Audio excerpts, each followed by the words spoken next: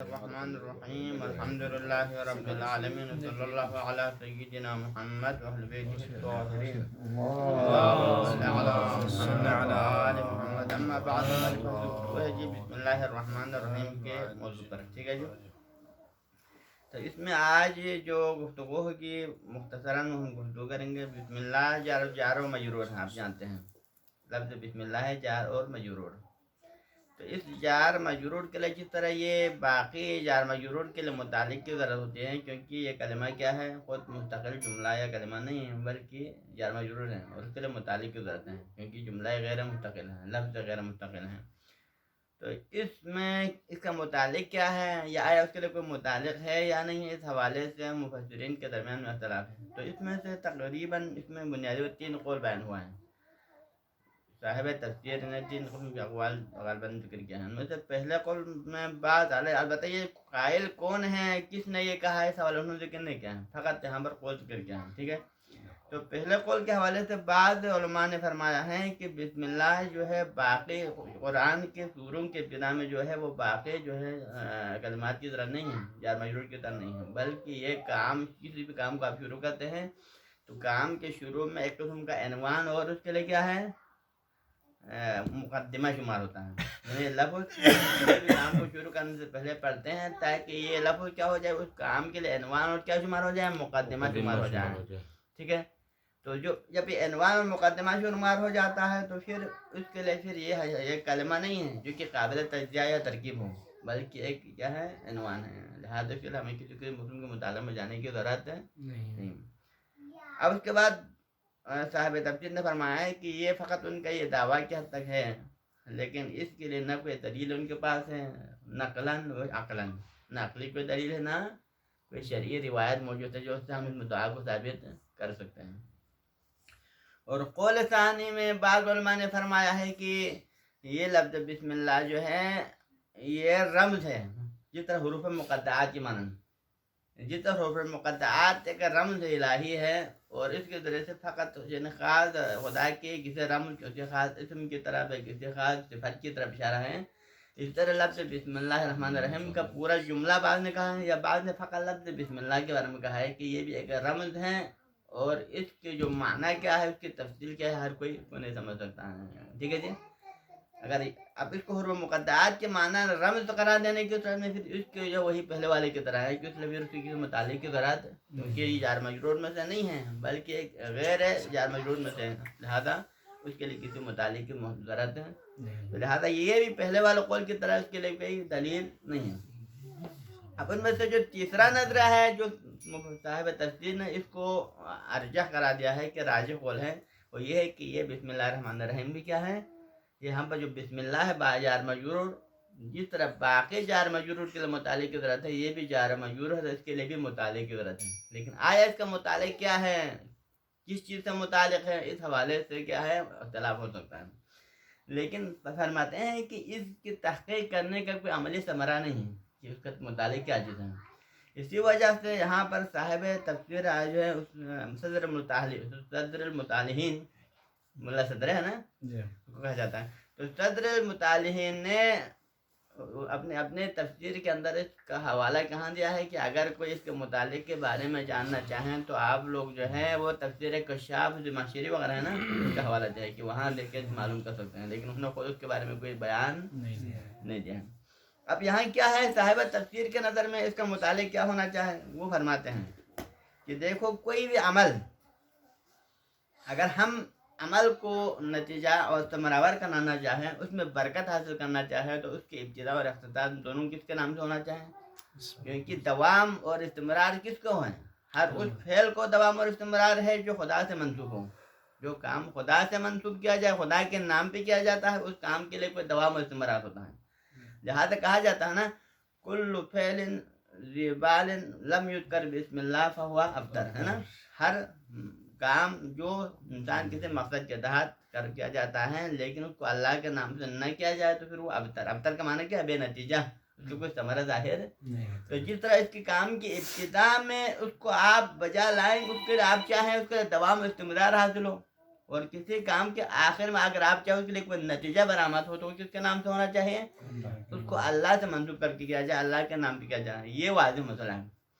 لیکن فرماتے ہیں کہ بسم اللہ اس کو برکت حاصل کرنے کے لیے ضروری نہیں ہے کہ ہر وقت آپ وہی حتماً اس لفظ بسم اللہ ہی کو پڑھیں، بلکہ آپ کوئی بھی خدا کا نام مثلاً کوئی تسبیح، کوئی حمد، کوئی بھی ذکر کسی بھی طریقے سے اگر آپ اللہ تعالیٰ کے نام کے ساتھ پڑھیں تو پھر وہ مقصد حاصل ہو جاتا ہے، حتماً وہ فائدہ حاصل کرنا حتماً اس لفظ بسم اللہ میں منحصر ہے۔ ہم کو عام طور پر سے شروع کرتے ہیں لیکن اس میں منحصر نہیں ہے، ٹھیک ہے جی۔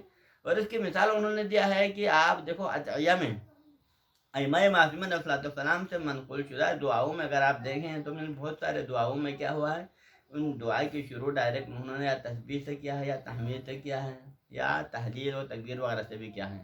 بعض دعاؤں کی ابتدا بسم اللہ سے کی ہے، لیکن بعض دعاؤں کی ابتدا انہوں نے کسی اور خدا کے نام سے کی ہے، ٹھیک ہے۔ اور اسی طرح خدا نے ہمیں حکم دیا ہے مذبوح یا منحور کے حوالے سے کہ آپ جو ہے کسی یعنی حیوان کو اگر حلال کرنا چاہے تو پھر خدا کے نام سے کریں، مثلا جیسا کہ فَكُلُوا مِمَّا ذُكِرَ اسْمُ اللَّهِ عَلَيْهِ إِن كُنتُم بِآيَاتِهِ مُؤْمِنِينَ۔ حاجی تم کھائیں مما ذکر اسم اللہ علیہ، ان چیزوں میں سے کھائے جس پر اللہ تعالیٰ کا نام لیا ہو، ان کنتم بآیاتہ مومنون، اگر تم خدا کی نشانیوں پر ایمان رکھتے ہو۔ یہاں پر حکم کیا ہے کہ وہ حیوانات ہمارے پر حلال ہوں گے جس کو خدا کے نام پہ ذبح کیا جائے، ہے نا۔ اب ایک اور آیت میں بھی ہے، اس میں بھی کہا گیا ہے کہ وَلَا تَأْكُلُوا مِمَّا لَمْ يُذْكَرِ اسْمُ اللَّهِ عَلَيْهِ وَإِنَّهُ لَفِسْقٌ، ان حیوانات میں سے مت کھاؤ جس پر خدا کا نام نہ لیا گیا ہو، کیونکہ یہ فسق۔ اب ان دونوں میں حکم کیا دیا ہے کہ ذبیحہ یا نہر کرنے والے حیوان کو جب تک خدا کے نام سے، اگرچہ آپ ذبح کریں لیکن خدا کے نام کے لیے بغیر ذبح کرے تو پھر حلال نہیں ہوگا، فقط ذبح سے۔ لہٰذا شرط کیا ہے، خدا کے نام سے ہونا چاہیے۔ اب اس حوالے سے کیا حتماً جس میں ذبح کرتے وقت خدا کا نام لیتے وقت لفظ بسم اللہ ہی شرط ہے، یا آپ اس کے جگہ پر کوئی اور بھی خدا کا کوئی نام لے سکتے ہیں کوئی؟ اس حوالے سے کسی روایت میں امام سے پوچھا گیا، روایت میں آیا ہے کہ امام سے پوچھا کہ ان ذکر التسبیح او التکبیر او التحلیل او التحمید للہ کافٍ عند الذبح ام لا؟ معصوم سے کسی نے پوچھا آیا کسی ذبح کے وقت اگر کوئی تحمید پڑھے، مثلا الحمدللہ پڑھے، مثلا یا سبحان اللہ پڑھے، تسبیح کا معنی کیا سبحان اللہ ہے، یا الحمدللہ پڑھے یا اللہ اکبر پڑھے، اگر اس طرح کے الفاظ کے ذریعے سے اگر کسی چیز کو ذبح کرے تو کیا یہ صحیح ہے یا نہیں ہے، اس سے جو ہے وہ حلال شمار ہوگا نہیں ہوگا؟ تو امام نے کیا فرمایا، کلہ اسماء اللہ لا بأس بہ، یہ سب کے سب کیا ہے، خدا کے نام ہے، کوئی حرج نہیں ہے، آپ کسی کے ساتھ شروع کر سکتے ہیں۔ اب یہاں پر انہی میں سے ایک کیا ہے، بسم اللہ ہے، انہی میں سے کیا ہے، بسم اللہ بھی ہے۔ اب یہ بسم اللہ شروع کرتے وقت جو ہے ایک تو ہم ڈائریکٹ لفظ بسم اللہ میں کسی خاص جو ہے پھیل کے شروع کرتے وقت آپ کہتے ہیں، مثلا کسی پھیل کے شروع کرتے وقت اس سے پہلے با لگا کر، مثلا بحول اللہ میں حول پھیل ہے آپ کا، بحول اللہ میں حول کیا ہے، ایک پھیل ہے جس کو ہم بطور مصدر استعمال کرتے ہیں لیکن اس میں با لگا کے استعمال کرتے ہیں۔ تو اگر اس طرح کے اگر آپ کسی کام کو شروع کرتے ہیں تو وہاں پر مطالعے کے حوالے سے کوئی مسئلہ نہیں کرنا ہے، کیونکہ مسئلہ واضح ہے، کیونکہ بعض جار وہی چار مجرد متعلق ہے، وہی پھیل کی طرف پلٹا ہے۔ لیکن ابتدائی طور پر آپ کوئی بھی پھیل شروع کریں، کوئی بھی آپ پھیل شروع کرنے میں آپ کھڑے ہو جاتے ہیں یا آپ بیٹھ جاتے ہیں یا آپ ذبح کرتے ہیں تو صاحب تفسیر فرماتے ہیں کہ جو بھی پھیل آپ انجام دیتے ہیں غالباً بسم اللہ جار مجرور کا متعلق کیا ہوتا ہے، وہی فعل ہوتا ہے۔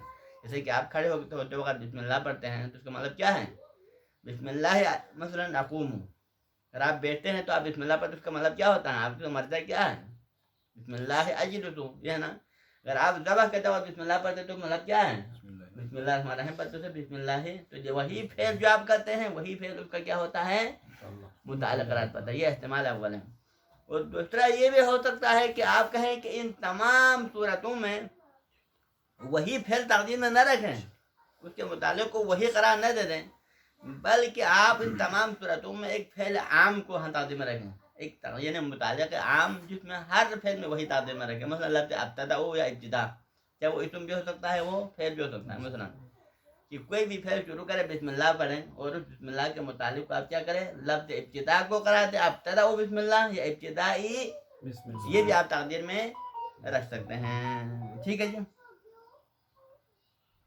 تو یہ بعض نکات ہے تو بہت تفصیلی ہے یہ بات، میں نے فقط خلاصہ چند نکات کو آپ کے سامنے بیان کیا ہے، کیونکہ نہ فقط ایک علمی فائدہ ہے لیکن اس کا اتنا زیادہ عملی فائدہ نہیں ہے، ٹھیک ہے۔ اور ایک اور جو سوال ہے، اگلا سوال بسم اللہ کے حوالے سے آتا ہے کہ بسم اللہ قرآن میں کتنی دفعہ نازل ہوا ہے؟ کتنی دفعہ ہے قرآن میں؟ 14 ہے نا، کیونکہ ہر سورہ کے ابتدا میں بسم اللہ ہے، ایک سورہ کے ابتدا میں بسم اللہ نہیں 13 ہوا۔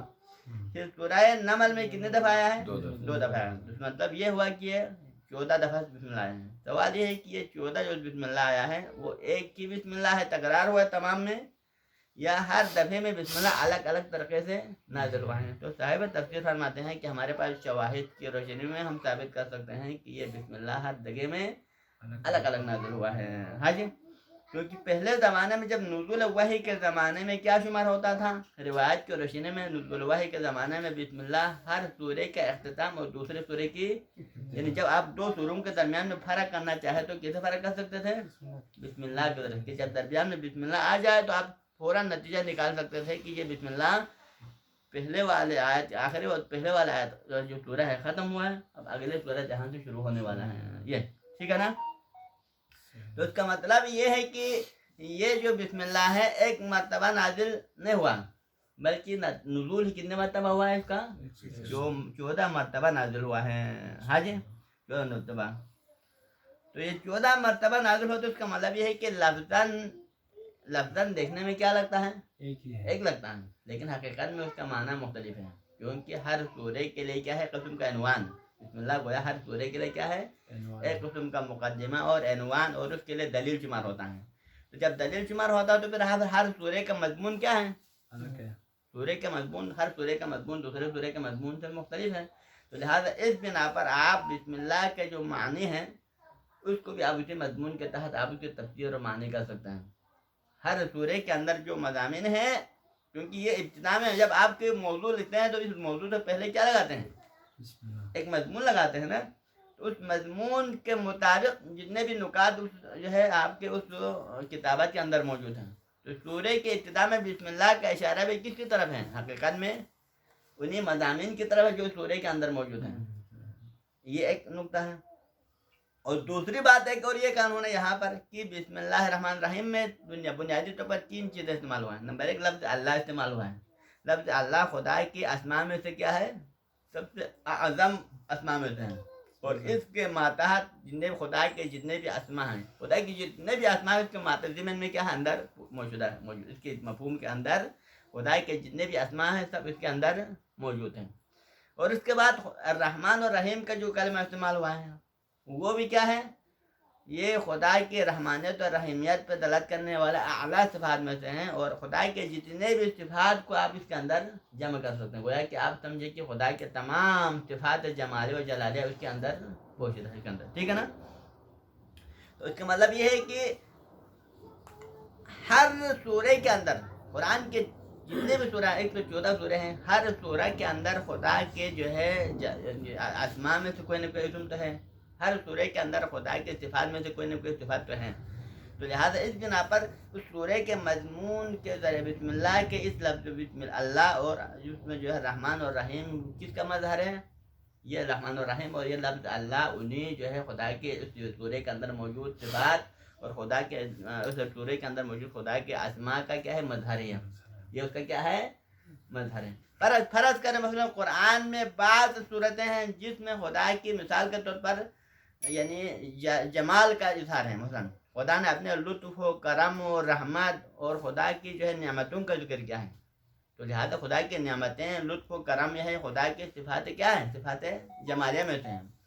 تو اس کا مطلب یہ ہے کہ سورہ کے اندر جو رحمان اور رحیم ہیں اور یہ اللہ ہے، خدا کے صفات کس کا ہے؟ صفات جمالیہ کا مظہر ہے، جس کے ذریعے سے خدا کے صفات جمالیہ کو ہم ثابت کر سکتے ہیں۔ اس کے مقابلے میں بعض سورہ قرآن کے اس میں خدا نے اپنے قہر و غضب اور دشمنوں کے اوپر جو ہے مثال کو تو عذاب نازل کرنے کا تذکرہ فرمایا، جو کہ خدا کی کیا ہے؟ کس صفات میں سے؟ صفات جلالیہ میں سے۔ تو لہٰذا اس بنا پر آپ اس کی ابتدا میں جو بسم اللہ الرحمن الرحیم سے کیا نتیجہ لے سکتے ہیں؟ خدا کے صفات جلالیہ کو کا مظہر قرار دے سکتے ہیں۔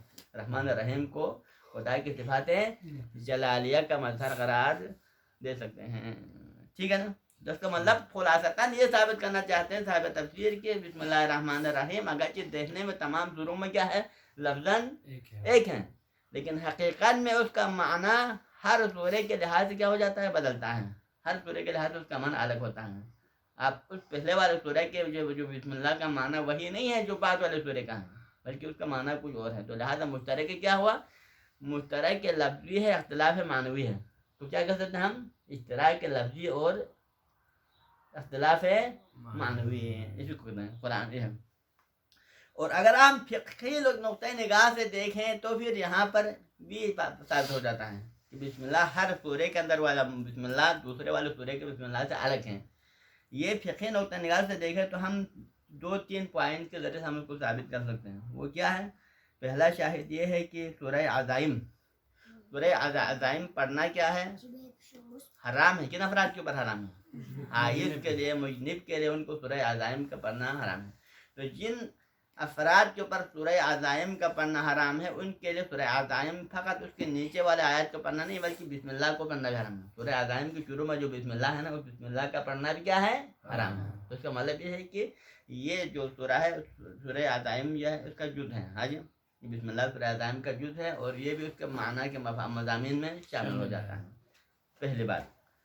اور دوسری بات مثال کے طور پر آپ کو کہا جاتا ہے کہ جب آپ کوئی بھی سورہ واجب نمازوں میں کوئی بھی سورہ پڑھیں گے تو پھر اس کے بسم اللہ کو کس قصد سے پڑھنا ہے؟ اسی سورے کی، لہٰذا سے پہلے آپ کو کیا ہونا چاہیے؟ بسم اللہ سے پہلے سورے کا تعین ہونا چاہیے کہ میں نے الحمد کے بعد یہ سورہ پڑھنا ہے، اور آپ نے بسم اللہ پڑھتے وقت کس قصد سے پڑھنا ہے؟ آپ نے اسی سورے کے قصد سے بسم اللہ پڑھنا ہے۔ تو اس کا مطلب کیا ہوا؟ اس سورے کے مضامین اس کے اندر کسی حد تک موجود ہیں، یہ موجود، ٹھیک ہے۔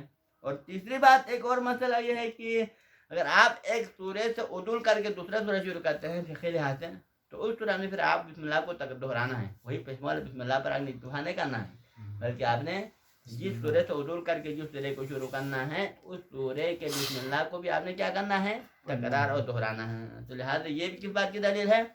یہ اس کے اختلاف کی دلیل ہے کہ اس کا بسم اللہ پہلے والا بسم اللہ اور بعد والے بسم اللہ میں فرق ہے، کیونکہ پہلے والے بسم اللہ اس سورے کے مضامین کی طرف اشارہ تھا، اب دوسرے والے بسم اللہ کیا ہے؟ دوسرے سورے کے مضامین کی طرف اشارہ ہے، ٹھیک ہے نا۔ تو یہ بعض نکات ہیں جن کے ذریعے سے انہوں نے ثابت کیا کیا کہ بسم اللہ الرحمن الرحیم فقط لفظی لحاظ سے ایک ہے، متحد ہے، لیکن معنوی لحاظ سے ہر سورے کا بسم اللہ دوسرے سورے کے بسم اللہ سے مختلف ہے، اور اس کے اندر خاص قسم کے معنی و مفہوم اس کے اندر پوشیدہ ہے، اور اس کوئی تفصیلات الفاظ یہ قسم کا ایک خلاصہ ہے، اور اس کی تفصیلات گویا سورے کے اندر آنے والا ہے۔ یعنی گویا آپ کسی بات کو شروع کرنے سے پہلے مقدمتاً و خلاصتاً پہلے ایک اشارہ کرتا ہے، اس کے بعد پھر بعد میں تفصیل بیان کرتا ہے نا، یا الفاظ ایک معارف و معرف کی مانند بسم اللہ کو آپ کیا قرار دے سکتے ہیں؟ معرف قرار دے سکتے ہیں۔